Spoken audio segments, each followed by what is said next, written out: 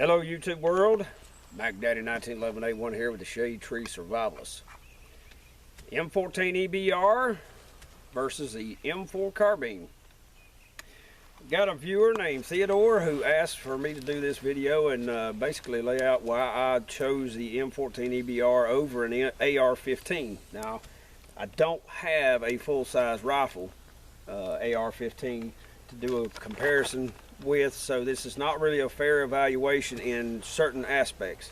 The EBR chassis is basically for designated marksmen, snipers, and the M4 carbine are for the guys that kick the damn doors down and do the city street fighting and so forth. So neither rifle, I mean the rifles have two totally different roles, but the operating system, that's what we're wanting to get at on this video. And I got Scout over here today with his M4 carbine, and what we're going to do is we're going to do a list of pros and cons for each rifle. And then we're going to do a shooting test. Now what we have done is he's cleaned his rifle really well, so it's absolutely clean, and Betsy's clean from the last time I used her. And what we're going to do is take a Q-tip. I've got some here in my pouch, my little pocket. We're going to wipe the bolt face off on each one and show you guys are clean. Then we're going to shoot 20 rounds. All right, I've got 20 reloads using 748 Winchester powder and Winchester large rifle primers behind, pushing a 150 grain. I want to say those are Sierra full metal jacket bullets. And he is using military 556 green tips. I don't know how well the camera can see that, but this is real deal green tips, okay? And I insisted that he use this because that is using the correct powder for the M4 carbine and the M16 system that is as clean burning as possible. We don't want to give the M14 an unfair advantage, you know, when it comes to the cleanliness test. We want to use the powder that the military uses, and because they use, you know, they're going to experience high rates of fire, high volume. You want the cleanest possible powder so it doesn't gum up the works any quicker. And so like I said, it's going to be as fair as possible. And the Winchester 748 is one of the original powders that the or the 308 cartridge was loaded in, as well as the 762 ×51 cartridge. So let's do the pros and cons first, and then we'll do the shoot. We'll do the swab test, shoot the rifles, and then do another swab test to show you the differences in the bolt of the system. Okay, M4 pros. Now these are this list for the M4 carbine was compiled by Scout, and then I'll do the one compiled for the M14 M1A. Pros: you can get surplus ammo, the availability of 556 223 ammunition, you can find it anywhere, and it's really inexpensive. That's something he didn't write down, but it is, compared to the 308, is very cheap, very cheap. As a matter of fact, right now, in a lot of cases, the surplus 556 ammo is cheaper than 22 long rifle, because we've had a very serious shortage of 22 long rifle. The second pro is lightweight. I think the rifle comes in around 7 pounds before you add an optic and so forth, and so it's a very lightweight rifle. Its overall length, which he had down at the bottom, so I'll skip to that for this moment. Many different configurations. You can configure that rifle in 100 different ways. I mean, it is very versatile, easy to add optics to it. He has a flat top receiver. It is easy to, I mean, everything is, you know, there's got to be thousands of manufacturers for parts. Now, the only bad thing is not all of them are mil-spec parts, and they may not all fit your particular rifle. But there are a glut of parts and pieces and accessories for the AR platform. And he put in his exact words, many different configurations, different uppers, so you can change calibers fairly easily, from pistol calibers such as 9mm, well, hell, from the 22, 9mm, 40, 45, and so forth, all the way up to the sniper version uppers for the special purpose rifles, the SBRs, SPRs. The other day on Tibersaurus Rex's channel, I saw a 50 BMG upper for an AR-15 lower. And so it is very versatile.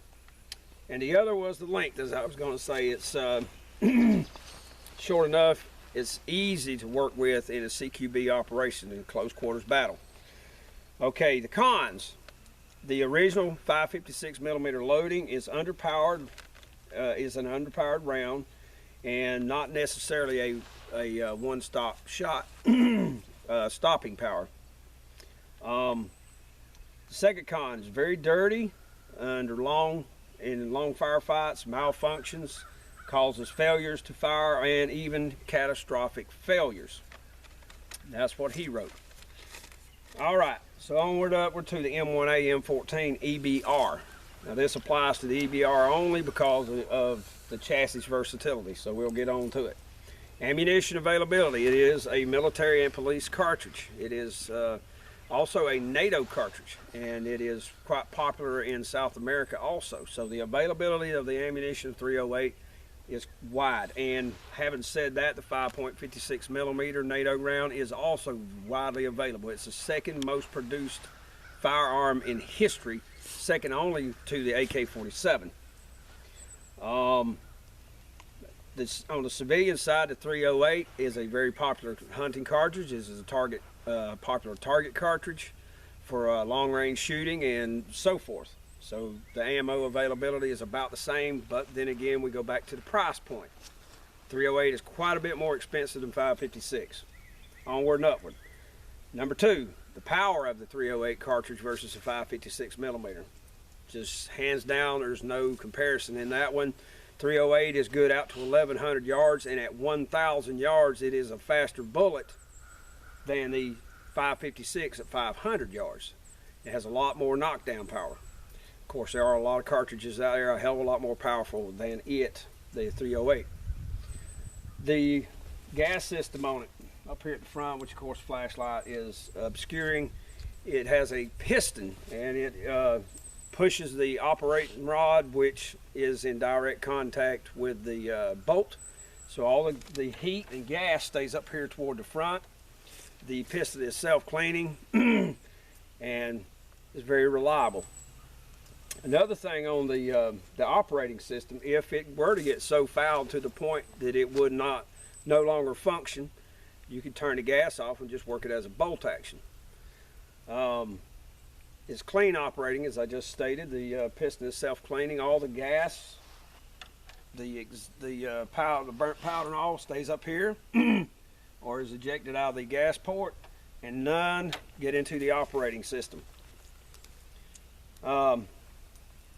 Now this is a match grade rifle with a match barrel, so this may or may not apply to the rifle, because the tighter your tolerances in that chamber, if it were to get very fouled, it may be difficult for the cartridge to be extracted. But on a real deal M14 with a military spec chamber and a non-match barrel, a standard barrel, it is very clean, and it will work clean or dry. I mean clean or dirty, muddy, whatever the case may be. The only place that there needs to be a tight lockup is the bolt lugs when it locks in. Once it's unlocked, it's just free floating in there, and it's very, very reliable. Number 6, has real, honest to God iron sights. If my red dot fails, if my scope fails, I drop this thing by 2 notches and I have my original iron sights. And they are some of the most durable ever made. He should have put that on his also, because his also has iron sights, but anyway, we won't go into that. Okay, number 7, the EBR is a very adaptable, very versatile platform for adding all the accessories, as I've stated in many of my videos. Now to the cons. Its length, because it's a very long rifle, 44.5 inches, somewhere in that neighborhood long, but with the EBR chassis, you can shorten that stock up, and it's about 4 inches longer than the little short M4 carbine. We just did that a few minutes ago. And the other con, as I see it, is the weight of the rifle in the EBR chassis. It's about 16 pounds, 17 pounds with the bipod, the scope, the flashlight, and so forth. And really in the cons, I should have put the cost of the ammo, because like I said, 308 is not exactly cheap, but if you're reloading, it helps out a hell of a lot. So we're going to stop the camera and get to part 2. Okay, part 2, I think the best way to demonstrate this is we're going to do a before and after. Okay, before we shoot and after we shoot. We'll take a clean Q-tip on each rifle, the face of the bolt. We're going to wipe it, swab it down, and show you that it is indeed clean. Then we're going to take it over here and shoot it, and then swab it again. We're going to put 20 rounds each in it. Like I said, mine's reloads, 150 grain, being pushed by 748 Winchester powder with Winchester large rifle primers, and his is military green tips. So I'm going to do mine, and then he can do his. Okay, and hopefully you can see that it's clean as a whistle. Okay, and you swabbed yours. Okay, now is this the end you swabbed it? We'll do it again because that damn thing's still there. No, not there. Just on the face of the boat right there. Yeah, just the face of the boat. All right, so his is just had just a tiny bit, but it's clean now.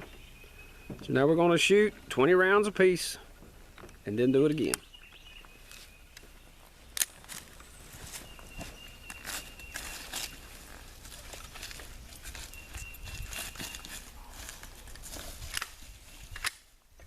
All right, ladies and gentlemen, just going to put 20 rounds down, move out of the way, and let Scout fire his 20.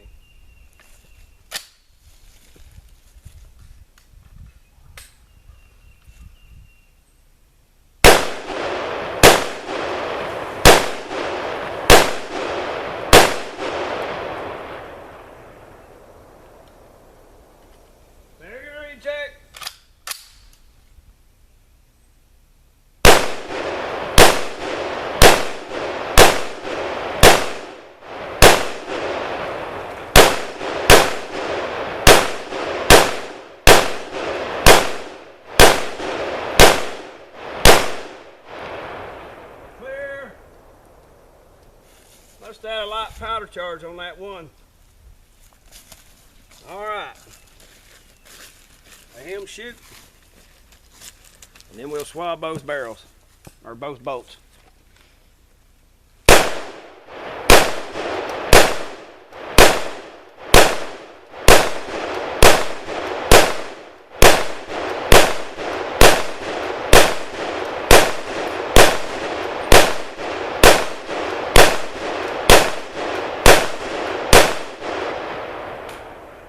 Clear, double check your chamber. All right, you saw it. I had one that didn't eject, but like I said, those are reloads. It was probably a light load. If you don't have enough powder pressure, the piston simply won't drive it. So on video, swab the bolt face. There you go. Got a little bit of crud right around this thing. All right, your turn, sir. I'll set old Betsy over here.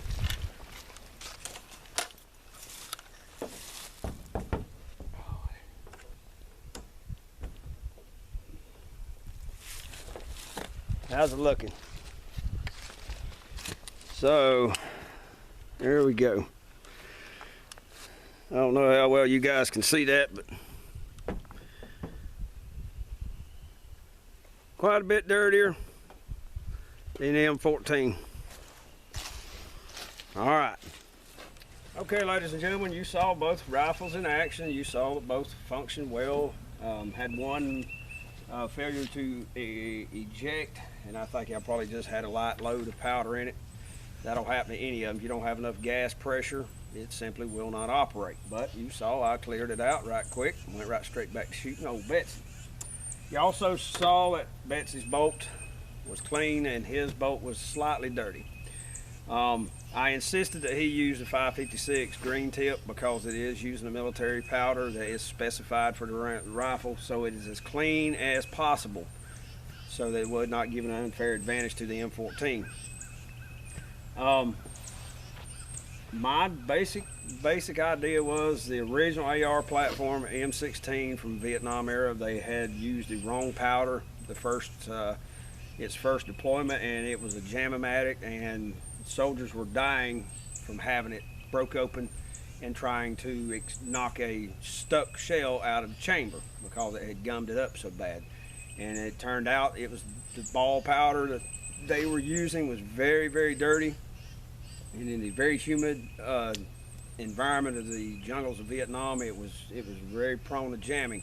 They cleared that up, and the rifle became better than the original versions. Let's talk about the operating system on the AR a little bit, because a lot of you guys out there, you may have heard the term direct impingement and not really understand what it means. And then I'll talk about the M14 system. On a direct impingement, you have a gas block up here in the barrel, and it can be a little bit further forward or a little further to the rear depending on the model of the rifle. But all it is a gas block. There's a hole cut through the barrel which bleeds off a certain amount of gas. It comes up in that gas block, and then there's a tube, just a little pipe that runs from there right straight into the receiver.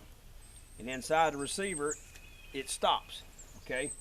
On top of the bolt carrier, tell you what, Scout, why don't you come over here and take the bolt out if you don't mind. And this is another thing. It's very quick and easy to disassemble, comparatively speaking.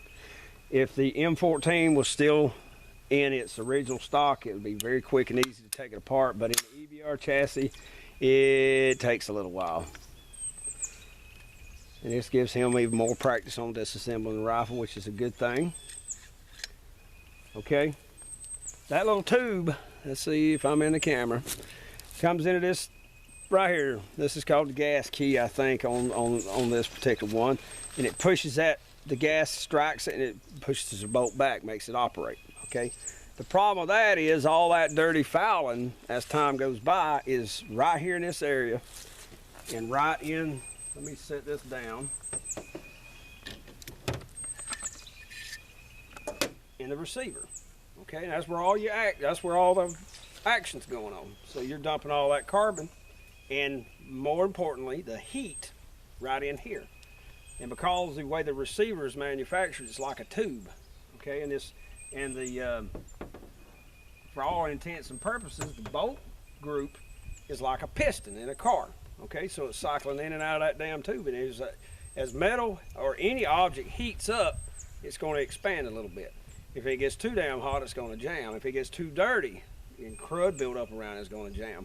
Now, they've come a long ways in the last few years since the original M16, which is over 50 years old, and they're a lot more reliable than they once were. But the idea of all that carbon and crap getting into the receiver, that was the turnoff for me. The horror stories from Vietnam era where the guys had their guns broke down and they had a cleaning rod jammed down the barrel trying to knock a stuck case out, that just turned me off completely. Like I said, there's some serious major advances in the reliability of the gun, the cleanliness of the powder, but that's what turned me off on the AR platform, okay? Now, onward and upward. We'll just set Betsy right here, try not to hurt anything. Scout has limited amount of time, he's got to leave here in a little bit, so I don't want to detain you too long. The operating system on the M14, you basically got a gas block, which in this particular case is not really a block, but it's a tube, okay? Got a little hole that's cut in the barrel, siphons off for a certain amount of gas. It goes down here, enters the piston pushes to the rear, works the op rod, which is this long piece right here, which is attached to the bolt, and reciprocates the bolt as you fire the weapon until you run out, okay? All that, the powder fouling stays up here on this piston, and it's a self-cleaning piston, so as it moves in and out, it sheds that carbon up to a certain degree. If you continuously fire it, you know, any firearm, if you just overdo it and fire it too quickly, it will overheat and you will have problems with it. On this particular type of gun, what will wind up happening is the damn thing go full automatic, okay? Or it'll break a case off in the chamber, just like in the AR, but it'll be a catastrophic deal, and if you don't have a broken shell extractor, you'll never get it out of there. But because of the way the operating system is, it runs cooler for longer, okay? And if you just take your time and you're not just full auto on it, you can continue to shoot until it just reaches that point that you need to stop. But it is very reliable. It's the same, almost the exact same operating system as the M1 Garand, which went through the jungles and the deserts and the all through Europe, China, and everywhere else during World War II. And then through Korea. And then Vietnam, the M14 came along. Now, the biggest complaint was its overall length and, of course, its weight. All right, the troopers were bitching about the amount of ammunition that they were able to carry because of its size and its weight. And when the AR came out, you could carry almost twice as many rounds to shoot in a firefight as you could with the M14. And, you know, it just, you know, there's the pros and cons. You've got to decide which is more important, more rounds or bigger rounds. It's like me in the 1911, okay? Fewer rounds, but when the rounds do hit, they really freaking hit. Apples and oranges, ladies and gentlemen. This is my choice. This is Scout's choice. I think mine's a little more reliable in the long run over a long extended engagement, but his has pros to it also. Its size, its lightweight, maneuverability, and all these other things. Its adaptability, the ability to change from one cartridge to another cartridge just by simply popping out two pins, removing the upper, put a new upper on it, and go on about your business. So, just depends on what you want. Me, I want the biggest cartridge I can control and get back on the target with, and it will reach out there. And the most reliable platform I could afford, and this is what I chose, and this is what I got. I think the only rifle out there right now that is more reliable is AK-47 and possibly the new Scar. But when you buy them from the factory, they come with plastic parts. Do you really think that would be more reliable? What about you, Scout? Plastic fire control group? I don't think so. And I'm not paying you $3,000 for plastic parts. Thank you very much. But anywho, this is Mackdaddy 1911A1 and a small appearance by Scout. M-14 EBR versus the AR platform. M-14 is my choice and will remain so. Thank you very much for watching. Y'all take care and have a great day. Okay, ladies and gentlemen, you saw the results. It was a cloudy, overcast day, and setting the camera up so that it doesn't allow so much light into it and blur. I mean, I had to do some editing on it for the coloration so you could actually see the Q-tips. I hope it comes out well enough that you can tell the difference on the in between the two rifles when we swab the bolt faces. Biggest thing is though, if you're in a situation where your life depends on it, you want a damn weapon that's not getting so damn dirty so damn fast. That was only 20 rounds. Okay, a combat loadout's 320 rounds of 556. I think that's what it is. Maybe off, but anyway, it's in the neighborhood of 300 rounds. And I know from what Scout has told me that it is time consuming to clean the rifle, even though it is quick and easy to disassemble, comparatively speaking. The original M14 design, all you had to do is swing out the trigger guard, pull the trigger group out, pull it right out of the stock. But the main thing you really need to clean is the chamber, the barrel, and the gas piston system, which is, you don't even have to take it out of the stock to do any of that. I mean, for a once a year really thorough cleaning, or if you've been in a really sandy, dusty environment where you get grit inside the trigger mechanism and the bolt, you may want to disassemble it completely and really clean it. But it's not that big a deal. But the star pattern, the Torx, it looks like a Torx head screwdriver bit's what it looks like, but the bolt, the way it locks up on the AR-15 it's hard to get in there and get it clean. I mean, they make specialized patches that go down into it, or pads, I suppose, to go down in that star pattern and help get it clean, but you still got to get in there and dig it out, especially if you've shot a lot of rounds in between cleanings. Don't like the idea of it. I do not. Putting all that heat, carbon, powder fouling, and so forth right into the receiver where all the action takes place. I just don't like that idea, and that was a major turn off for me. Now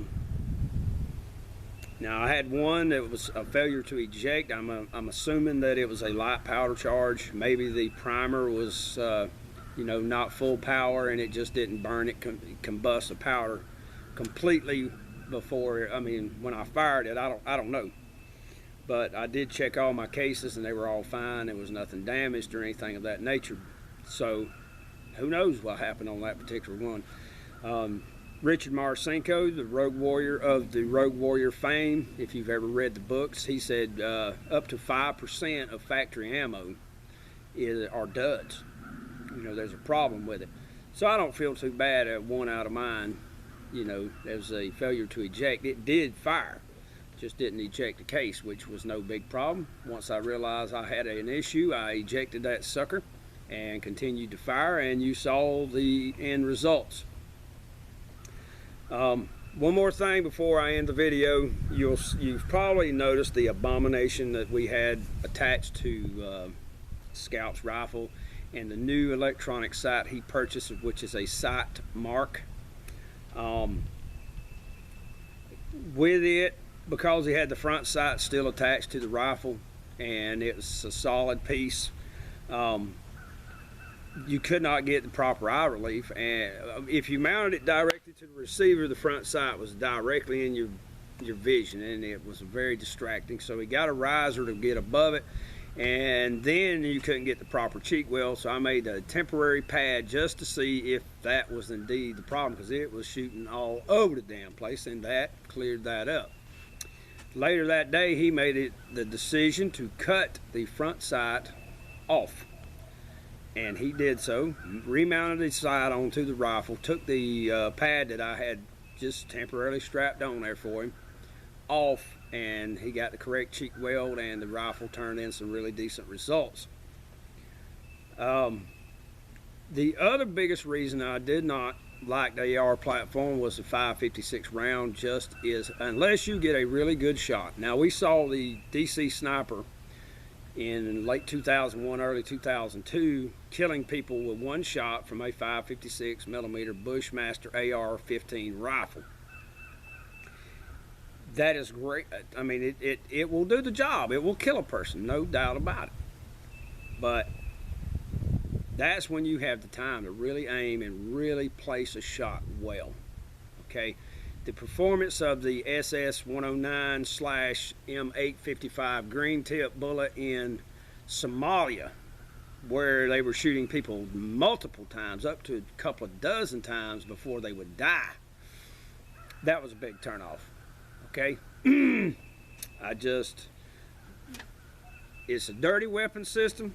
It's a hot running weapon system, and it's got a very ineffective round for what I think would be considered effective. I just don't think, you know, any weapon system, you always have that one outstanding individual who can take a massive hit and continue going, especially when they're high on some type of a drug. But I would rather err on the side of bigger, heavier round hitting them and knocking them flat, or bleeding them out a whole lot faster than a bunch of multiple smaller hits. What advantage do you have being able to carry all that extra ammunition if you're having to hit them 3 or 4 or 5 or 10 times to do what 1 or 2 larger caliber rounds can do? There's no advantage at all. You're still carrying the same amount of weight, but you're having to take multiple shots in order to put them down. Like I said, that is not always the case, and with that, you know, extreme precision that they were using, those Mr. Malvo and whoever the heck that other guy was, you hit them in the right spot, yeah, it'll do the job. But in a combat situation where you're running and having to make shots and so forth, you want the hit to count as much as possible. Otherwise, you negate the entire advantage of being able to carry 10 or 20 times, or, you know, 2 or 3 times more ammunition. It's doing you no damn good if you're having to use it for those multiple to hit the same target over and over and over again. So, anywho, don't mean to ramble on. This video's already a little long. Those are my thoughts. Pathetic cartridge performance, dirty rifle, and very hot. Those are my three main points of against the AR. Points in its favor: it's ergonomically a better design in some ways. It's lightweight, very adaptable. You can change calibers, and if it were me, I'd have a 5.56 upper in case I needed it to pick up ammo off the battlefield. But I would try to have another upper that had a little more effective cartridge, such as the 300 blackout, maybe 6.5 or 6.8, whatever it is. Something with a little more stopping power. And but anywho, this is Mackdaddy 1911A1. I know I've talked your ear off. Thank you very much for watching our video. If you disagree or if you agree, you can more than welcome to comment, like, dislike, please subscribe. But regardless, thank you very much for watching. Y'all take care and have a great day.